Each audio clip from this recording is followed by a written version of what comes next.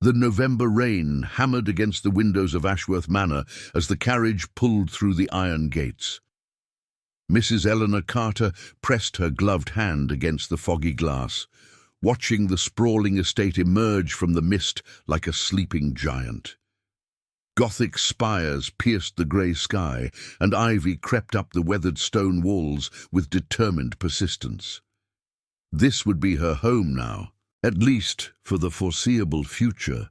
The Duke of Ashworth had been desperate in his correspondence.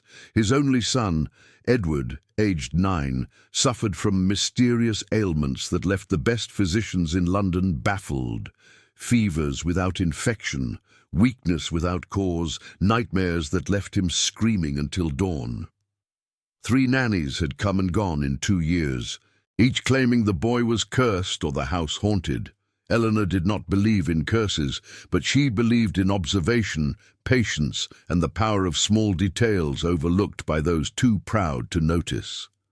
The butler, Mr. Grimshaw, greeted her at the entrance with practiced formality.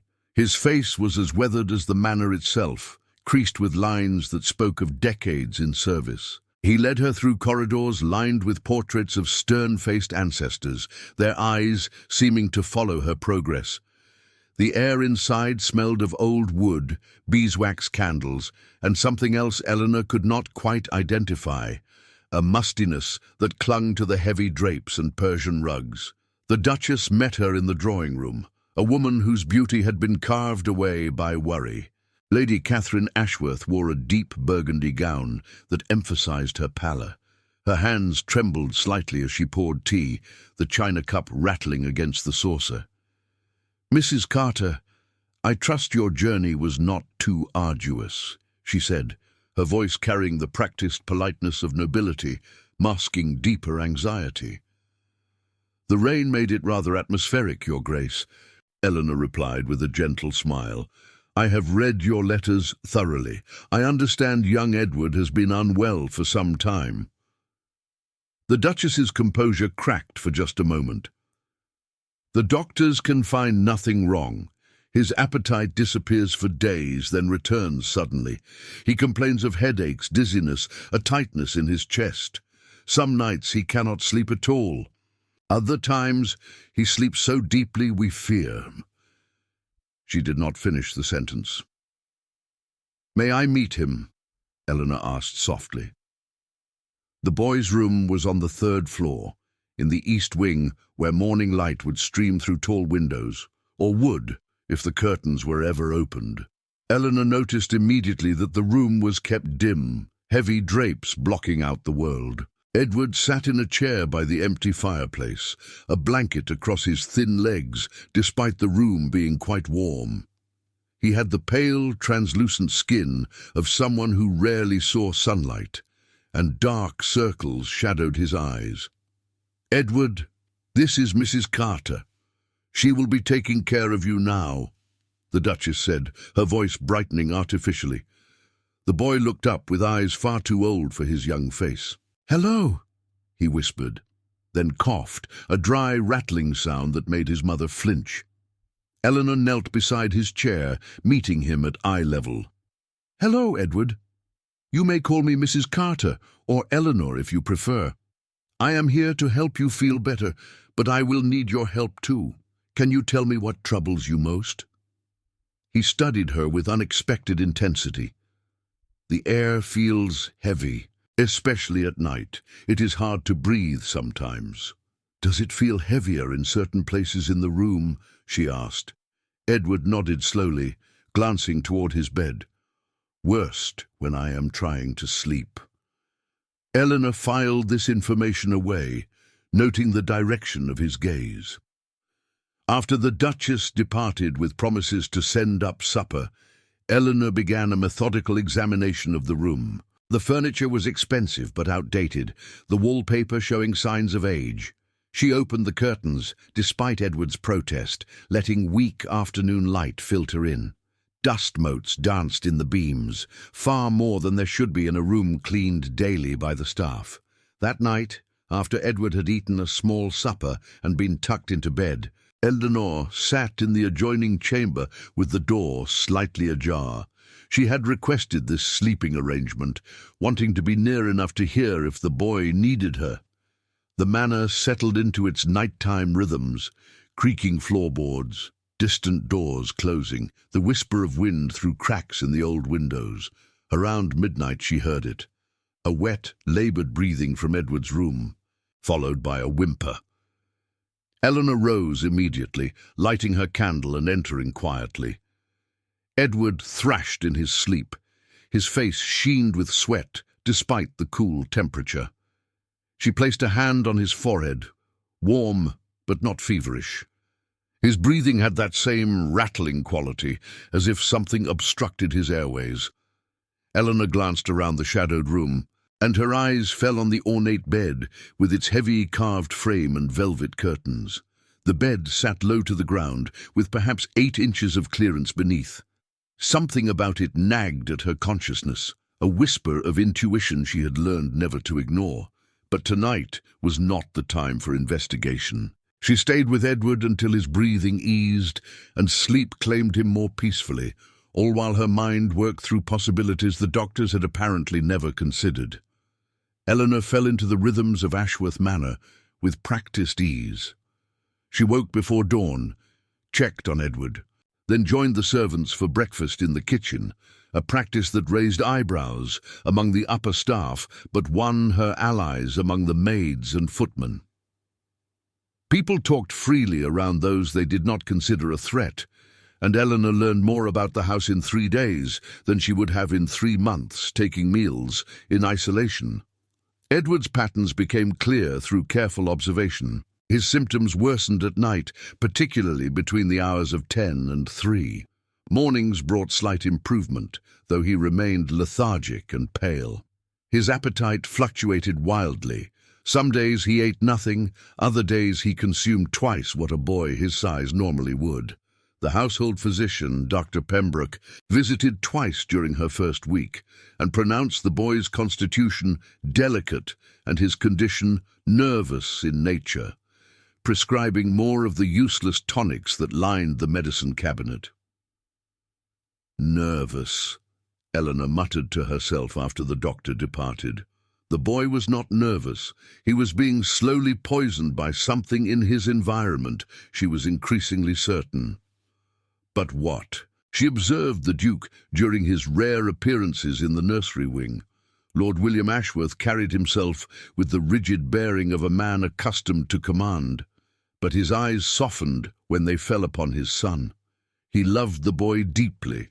That much was evident, though he seemed helpless in the face of Edward's mysterious illness. The weight of continuing the family line rested entirely on Edward's narrow shoulders. There were no other children, no heir apparent should Edward fail to reach adulthood. The servants whispered about it in the kitchen. The Duke married late, Mrs. Henderson, the cook, confided over morning tea. Her Grace had 3 miscarriages before Edward came. They had given up hope, see? And now this precious boy is wasting away, and no one can say why. What do the older servants say? Eleanor asked carefully. Those who have been here longest. Mrs. Henderson lowered her voice. Mr. Grimshaw's been here 40 years since he was a young footman. He remembers when the old Duke, the current Duke's father, lived here. Different times those were, harder times. The old Duke was not kind. Eleanor filed this away as well. Old houses held old secrets, and sometimes those secrets had physical manifestations that outlasted the people who created them. She spent her afternoons with Edward when he had energy enough for lessons or quiet games. The boy was intelligent, curious about the world beyond the manor walls, and desperately lonely. He had no friends his own age, no siblings, no companions, except the parade of nannies and the distant affection of his parents. Eleanor read to him from adventure novels, edited for appropriate content, and watched his eyes light up at descriptions of far-off places. "Do you think I will ever be strong enough to travel?" he asked one afternoon, his voice small. "I think you will be stronger than you imagine once we solve the mystery of your illness," Eleanor replied. "You believe there is a solution?" I believe there is always a cause, Edward, and causes can be addressed. On her 8th night at Ashworth Manor, Eleanor made her decision. Edward had fallen asleep early, exhausted from a particularly difficult day. His breathing had that telltale rasp, and even in sleep his face was pinched with discomfort. The Duchess had retired to her chambers with a headache, and the Duke was in London on business. The household had settled into silence. Eleanor lit 2 candles and returned to Edward's room. She stood beside his bed, studying the heavy wooden frame with its intricate carvings of hunting scenes and family crests. The bed had been in the Ashworth family for generations, a piece of history and heritage. But it sat unusually low, and that space beneath. She knelt on the thick carpet, her movements slow and deliberate to avoid waking the boy. Holding the candle low, she peered into the darkness beneath the bed. At first, she saw only shadows and the expected accumulation of dust. But as her eyes adjusted, she noticed something else, a darker shadow near the head of the bed, something with shape and substance. Eleanor's heart quickened. She reached under, her fingers brushing against fabric. Heavy fabric, damp fabric. She pulled gently, and it resisted, caught on something. The smell hit her then, the mustiness she had noticed throughout the house but concentrated here, thick and organic. Mold, the unmistakable scent of deep, persistent mold. She pulled harder, and the object came free with a wet sound that made her stomach turn. In the candlelight she could see it was a blanket, or had been once. Now it was a rotting mass of fabric, green and black with mold. Damp despite years of supposed neglect. How had it gotten there? How had it remained damp in a heated house? And most importantly, why had no one found it before? Edward stirred in his sleep, coughing. Eleanor quickly pushed the contaminated blanket back under the bed, not wanting to disturb the spores more than necessary tonight. But now she knew. The boy was not cursed or constitutionally weak. He was breathing in mold spores every night, his face mere feet above this rotting mass, his developing lungs under constant assault. Tomorrow she would have to navigate the delicate politics of the household to address this. She could not simply remove the blanket without explaining, and explanation meant questions she could not yet answer. Why was it there? Why had the previous nannies, who surely must have cleaned under the bed, not found it? Unless they had, and that was why they left. Eleanor returned to her chamber, her mind racing with implications. Someone had put that blanket there deliberately, or at minimum, someone had known about it and chosen to say nothing. In a house this old, with servants who had served the family for decades, nothing happened by accident. She would need to be very, very careful about her next steps. Eleanor did not sleep well that night. The discovery beneath Edward's bed transformed everything. The mysterious illness, the parade of departing nannies, the pervasive air of secrets in Ashworth Manor. By the time grey dawn light crept through her window, she had formulated a plan. It would require courage, discretion, and strategic timing. She waited until mid-morning, when Edward was resting comfortably in the drawing room under the Duchess's watchful eye. Eleanor found Mr. Grimshaw in his pantry, reviewing the household accounts. The butler looked up with his customary reserve, but she thought she detected a flicker of wariness in his eyes. "Mr. Grimshaw, I need your assistance with something urgent regarding Master Edward's health," she said without preamble. "But I need your complete discretion." The butler set down his pen slowly. "Mrs. Carter, I have served this family for 40 years. Discretion is the foundation of my profession. Then you will understand why I cannot simply go to the Duke or Duchess with what I have found. Not yet." She held his gaze steadily. "There is something beneath Master Edward's bed, something that has been making him ill. I need it removed immediately, but I need to understand how it came to be there."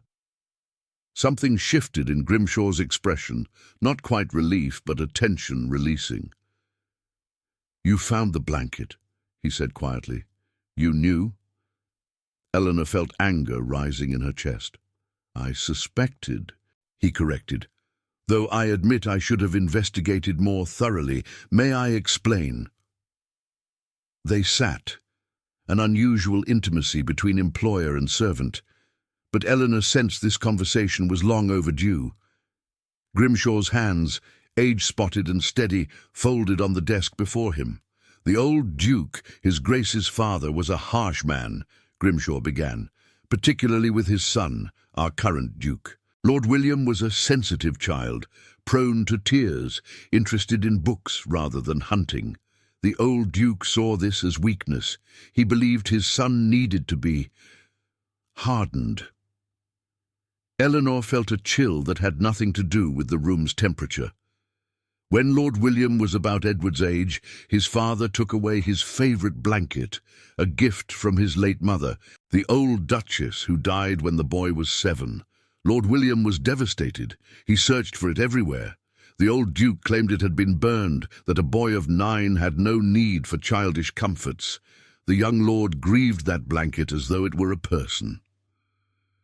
But it was not burned, Eleanor said softly. No. The old Duke had it hidden under the bed, a reminder of what he considered his son's shameful attachment. I was a young footman then, barely 20. I saw the old Duke's valet place it there on his orders. I said nothing to my eternal shame. Young William's health declined that winter. Eventually, he was sent to school, and the room was closed up. The blanket was forgotten, or so I thought, until Edward became ill in the same room. Grimshaw nodded, his face drawn with old guilt. When Master Edward began showing similar symptoms, I wondered. But I convinced myself it could not be the same cause. That was 50 years ago. Surely someone would have found it during cleaning over the decades. The previous nannies. I do not know what they found or did not find. They left so quickly, always with excuses about the room being cursed or the boy being beyond help. They found it and said nothing. Or they were prevented from investigating properly, Eleanor said, her mind working through the possibilities. Either way, that blanket has been poisoning 2 generations of Ashworth heirs. She stood decisively. I need you to help me remove it now, while Edward is downstairs. We will need gloves. We will need to handle it carefully to avoid spreading spores. And we will need to thoroughly clean that entire space. Then we will need to tell the Duke. His Grace is not due back from London until tomorrow evening, Grimshaw said. Then we work quickly today, and I will speak with him upon his return. The Duchess. Eleanor hesitated. Her Grace has suffered much worry. Perhaps it would be merciful to present her with the solution, rather than burden her with the details of the problem, Grimshaw suggested delicately. They moved with quiet efficiency. Grimshaw recruited 2 trusted housemaids, Mary and Agnes, who had been with the family long enough to be discreet. Eleanor explained only that they had found the source of Master Edward's illness, and it must be removed immediately. The women asked no questions, though their eyes widened when they saw the rotting mass of fabric pulled into the light. The blanket was worse than Eleanor had realized in the dark. The mold had spread into the carpet beneath, into the very floorboards. It was not merely damp. There was a slow leak in the wall behind the bed, probably decades old, that had kept the blanket perpetually moist. The perfect breeding ground for toxic mold, feeding on wool and wood and time. This will need to be burned, Eleanor said, and the floor will need to be replaced. The bed should be moved to a different position, away from that wall. The room needs to air out completely. The blue bedroom on the same floor is unused, Grimshaw suggested. Master Edward could move there tonight. They worked through the afternoon. The contaminated materials were carefully bagged and carried to the estate's incinerator, A carpenter was summoned to examine the wall and floor. The blue bedroom was prepared with fresh linens and careful attention to ventilation. When Edward was finally brought up to see his new room, his eyes brightened with something Eleanor had not yet seen, genuine pleasure. "It feels different," he said, breathing deeply. "Lighter." "Sometimes a change of scenery is exactly what we need," Eleanor replied, smoothing his hair. Already his color looked better, though she knew it would take time for his lungs to fully recover. That night, for the first time since her arrival, Edward slept through until dawn without coughing. Eleanor sat in her adjoining chamber, listening to the peaceful sound of his breathing, and allowed herself a moment of satisfaction. The mystery was solved. Now came the harder part, ensuring the Duke understood what had happened and why it must never be allowed to happen again. The Duke of Ashworth returned the following evening to find his son transformed. Not miraculously healed.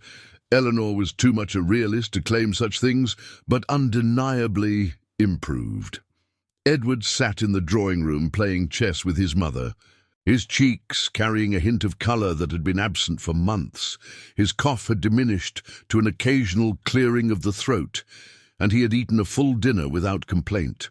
Lord William stopped in the doorway, his travel dust still on his coat, staring at the scene as though he had walked into the wrong house. The Duchess looked up with tears in her eyes and a smile that erased years from her face. "William," she breathed, "he is better. Mrs. Carter has worked a miracle." "Not a miracle, Your Grace," Eleanor said firmly from her chair by the window. "Simply detective work and good housekeeping, though I must speak with you both about what I discovered." They met in the Duke's study after Edward had been put to bed in his new room. Eleanor had requested that Grimshaw be present as well, despite the unusual nature of a butler attending such a meeting. The Duke had agreed, sensing the gravity of the situation. Eleanor laid out the facts clearly and without embellishment. The discovery of the blanket, its condition, the leak in the wall, the concentration of mold spores that Edward had been breathing for months. She watched the Duke's face as she spoke, seeing shock give way to understanding and then to something deeper and more painful. "That blanket," he said slowly, his voice barely above a whisper, "that was mine. From my mother. My father said he had burned it." Grimshaw stepped forward. "Your Grace, I must confess my knowledge of the blanket's original placement. I should have spoken decades ago. I have no excuse, only the shame of a young man too afraid to stand against the old Duke." Lord William looked at his butler, his father's butler, his grandfather's butler, and something passed between them that Eleanor could not quite name. Forgiveness, perhaps, or simply the shared weight of understanding how the past shaped the present. "My father was cruel in ways both large and small," the Duke said finally. "He believed sentiment was weakness. He thought by hiding my mother's blanket, by making me sleep above it like a taunt I could not see, he would cure me of childish attachments.